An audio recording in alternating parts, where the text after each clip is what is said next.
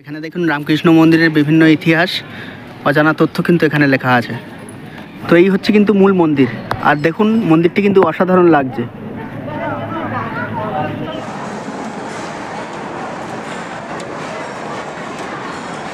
তো সামনে এটি দেখতে পাচ্ছেন, এটি হচ্ছে স্বামী ব্রহ্মানন্দ মন্দির। স্বামী বিবেকানন্দ কিন্তু এই ঘরেই থাকতো, আর এটিকেই কিন্তু পুরানো মন্দির হিসাবে ধরে। তো বন্ধুরা কেমন আছেন? আশা করি সবাই ভালো আছেন। তো নতুন ভিডিওতে আপনাদের সকলকে জানাই স্বাগত। আজ আমি চলে এসেছি বেলুড় মাঠে, আর এই বেলুড় মাঠের সম্পূর্ণ তথ্য দেবো আজকের এই ভিডিওর মাধ্যমে। কীভাবে আসবেন, কি মন্দির দর্শন করবেন, আর এখানকার মন্দিরের যে সময় কটা থেকে কটা পর্যন্ত খোলা থাকে, এবং এখানকার যে ভোগ প্রসাদ, বিখ্যাত যে ভোগ প্রসাদ, সেটি বা কীভাবে গ্রহণ করবেন তার সম্পূর্ণ ডিটেলস দেবো এই ভিডিওর মাধ্যমে। তো ভিডিওটি সম্পূর্ণ দেখার অনুরোধ রইল। আর যাদের ভিডিওটি ভালো লাগবে লাইক করে দিও, আর যদি কোনো জিজ্ঞাসা থাকে কমেন্ট করে অবশ্যই জানাবেন, আমি যথাযথ উত্তর দেওয়ার চেষ্টা করব। তো এই হচ্ছে মূল গেট, আর এই গেট থেকে এখন আমি ভিতরে প্রবেশ করে গেছি। তো চলুন এই রাস্তা দিয়ে সোজা আমি আগিয়ে যাব। আর এই রাস্তা দিয়ে ঢুকেই আপনারা বাঁ দিকে প্রথমে দেখতে পারবেন এখানে আছে সৎসঙ্গ ভজন কীর্তন কক্ষ। তো এখানে কিন্তু প্রতি মঙ্গলবার, বৃহস্পতিবার ও শুক্রবার ও রবিবার এই স্থানে ভজন কীর্তন করা হয়।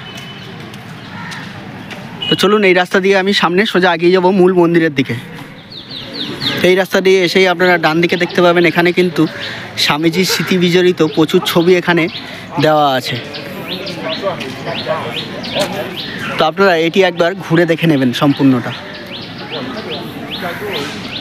অনেক তথ্য, অনেক অজানা ইতিহাস আপনারা জানতে পারবেন।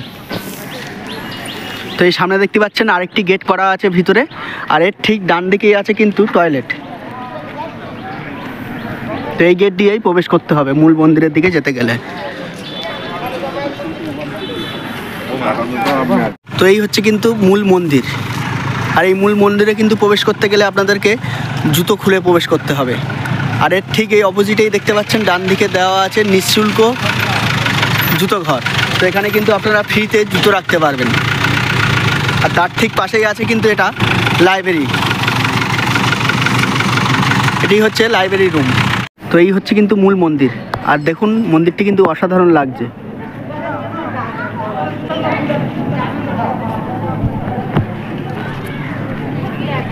তো এই মন্দিরের সামনে দেখুন এখানে কিন্তু ফুলের বিভিন্ন গাছ দিয়ে রেখেছে, অসাধারণ লাগছে কিন্তু এই গাছগুলো।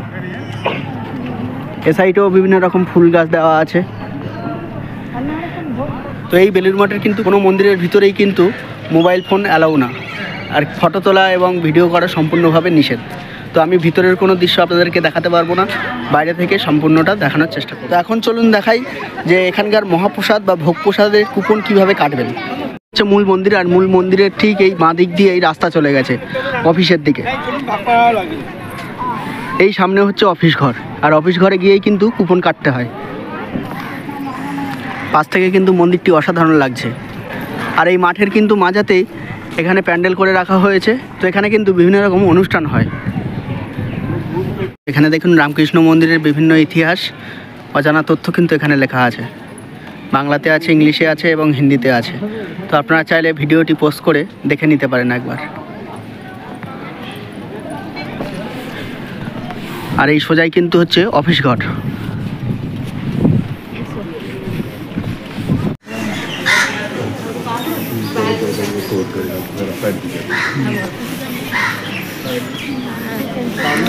তো সামনে এটি দেখছেন, এটি হচ্ছে কিন্তু স্বামী বিবেকানন্দের আবাস কক্ষ। স্বামী বিবেকানন্দ কিন্তু এই ঘরেই থাকতো, আর এটিকেই কিন্তু পুরানো মন্দির হিসাবে ধরে।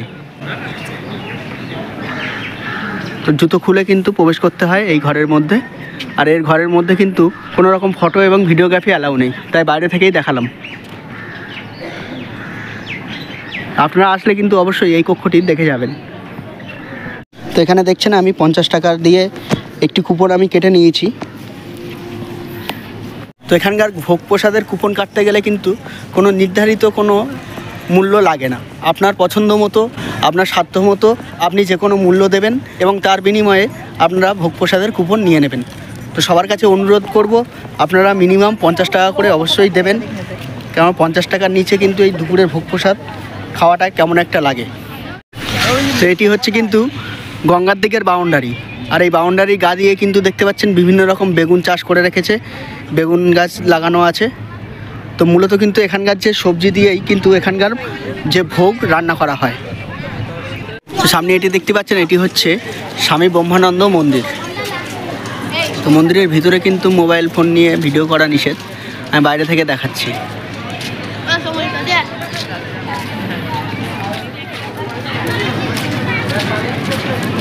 তো এই মন্দিরেও কিন্তু আপনারা জুতো খুলে ভিতরে প্রবেশ করতে পারেন।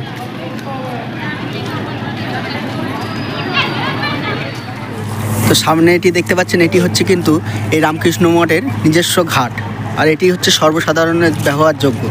তো সবার ব্যবহার করার জন্যই কিন্তু এই ঘাটটি করে রাখা আছে। আপনারা চাইলে এখান থেকেই স্নান করে নিতে পারেন। আর এই ঘাটের সামনেও একটি আছে এরকম ভালো একটি মন্দির। তো মন্দিরে কিন্তু সবাই প্রবেশ করছে জুতো খুলেই, আপনারাও কিন্তু জুতো খুলেই ভিতরে প্রবেশ করবেন।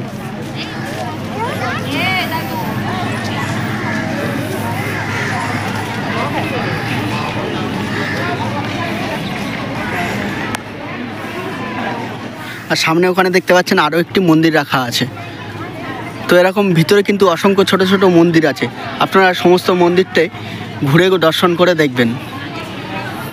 তো এখন বলি আপনারা এই রামকৃষ্ণ মঠের সময়সূচি, তো কটা থেকে কটা পর্যন্ত এই মন্দির খোলা থাকে এবং আপনারা কখন এই মন্দিরের ভিতরে প্রবেশ করতে পারবেন। এই মন্দির চত্বরটি খোলা থাকে সকাল 8:30 থেকে 11:30 পর্যন্ত এবং তারপরে বন্ধ হয়ে যায়।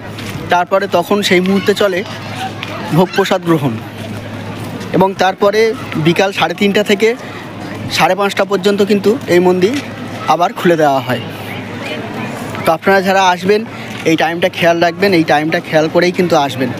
মাঝখানে কিন্তু অনেকটা সময় এই মন্দির বন্ধ থাকে আর ভিতরে প্রবেশও করতে দেওয়া হয় না। তো এখন আমি যাব হচ্ছে ভোগ প্রসাদ গ্রহণ করতে, ভোগ প্রসাদের লাইনে দাঁড়াবো। তো সব কিছু দেখাবো এই ভিডিওর মাধ্যমে, ধৈর্য ধরে দেখতে থাকো। এখন কিন্তু ঘড়িতে সময় হচ্ছে 11টা বাজে, আর দেখুন এখন থেকে কিন্তু প্রসাদের লাইন পড়ে গিয়েছে লম্বা। তো এই লাইন দিয়েই আপনাদেরকে আগেই যেতে হবে প্রসাদ কক্ষের দিকে। আর একটা বিশেষ অনুরোধ, আপনারা যারা কিন্তু ভোগ প্রসাদ খাবেন তাদের উদ্দেশ্যে বলছি, আপনারা আগে মন্দির চত্বরটি ভালোভাবে ঘুরে নেবেন, কেননা ভোগ প্রসাদ খাওয়ার পরে কিন্তু আর মন্দিরের ভিতরে প্রবেশ করতে দেয় না। ওখান থেকেই বাইরে বেরিয়ে যাওয়ার রাস্তা আছে, ওখান থেকেই একেবারে বাইরে বার করে দেওয়া হয়। আর যেহেতু মন্দির 11:30 থেকে এমনি বন্ধ, তার জন্য ভিতরে আসার কোনো উপায়ই নেই। তো আপনারা মন্দিরটি ভালোভাবে আগে দর্শন করবেন, তারপরে পৌঁছে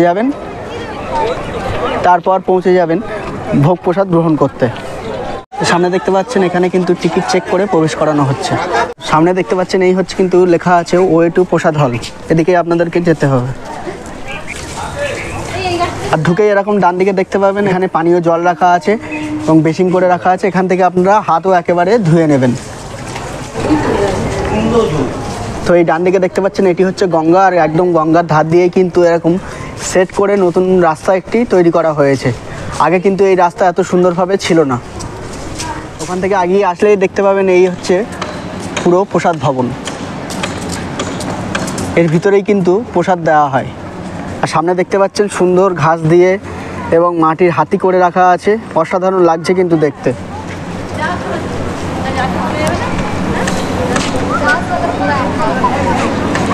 আর এই কক্ষের ভিতরেই কিন্তু আমাদেরকে ঢুকতে হবে। আর এর ডান দিকেই দেখতে পাচ্ছেন এখানে কিন্তু আছে টয়লেট।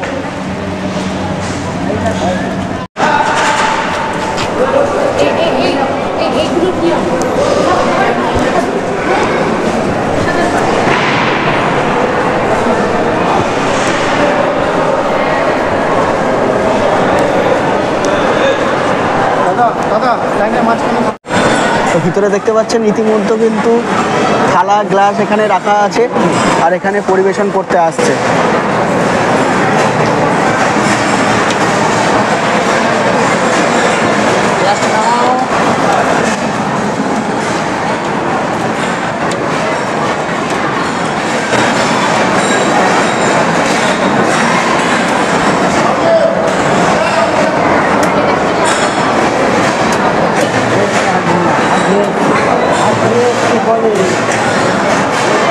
দেখতে পাচ্ছেন প্রথমে দিয়ে গেছে খিচুড়ি এবং তারপরে দিয়ে গেছে একটি সবজি, সম্ভবত বাঁধাকপির একটি সবজি দেওয়া আছে। দেখতেই পাচ্ছেন আমি কিন্তু প্রসাদ খেতে বসে গেছি, আর এই হচ্ছে প্লেটে দিয়েছে খাবার। তো একেবারে চলুন, খাওয়ার পরেই দেখা হচ্ছে এবং সম্পূর্ণ তথ্য খাওয়ার পরেই আমি দিচ্ছি। আবারও কিন্তু খিচুড়ি রিপিট করতে আসছে।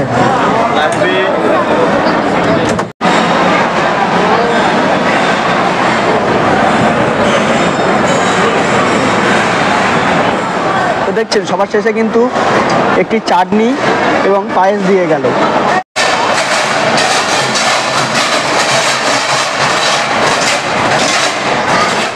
তো এখান থেকে কিন্তু আপনারা প্রসাদ গ্রহণ করে বেরিয়ে আসবেন, আর বেরিয়ে এসে সামনেই এরকম দেখতে পাচ্ছেন হাত ধোয়ার জন্য বেসিন করে রাখা আছে। এখানেই কিন্তু আপনারা হাত ধুয়ে নিতে পারেন এবং এগুলোই কিন্তু খাওয়ার জল, আপনারা খেতেও পারবেন। দেখতে পাচ্ছেন এখানে সবাই কিন্তু হাত ধুচ্ছে, আর এই হাত ধুয়ে এই সোজা রাস্তা হচ্ছে, এটিই কিন্তু এক্সিট স্পট। তো এইখান দিয়েই কিন্তু আপনাদেরকে বাইরে বার হতে হবে। তো বন্ধুরা, এই ভোগ প্রসাদে কিন্তু দেওয়া হয়েছিল খিচুড়ি এবং একটি বাঁধাকপির সবজি, এবং শেষে দেওয়া হয়েছিল চাটনি এবং পায়েস। তো সব কিছুই কিন্তু দুবার করে রিপিট হয়, তো আপনারা দুবারের বেশি কিন্তু পাবেন না, তো দুবারই দেবে। তার মধ্যে আপনারা যতটা খেতে পারবেন ততটা নিয়ে নেবেন। তো এদের এই ভোগ প্রসাদ কিন্তু অসাধারণ লাগে, সুন্দর খেতে লাগে। তো আজকের এই বেলুড় মঠের ভিডিও এখানেই শেষ করছি। ভিডিওটি কেমন লেগেছে অবশ্যই কমেন্ট করে জানাবেন, আর ভালো লাগলে লাইক করে এবং বন্ধুদের কাছে শেয়ার করে দেবেন। ধন্যবাদ।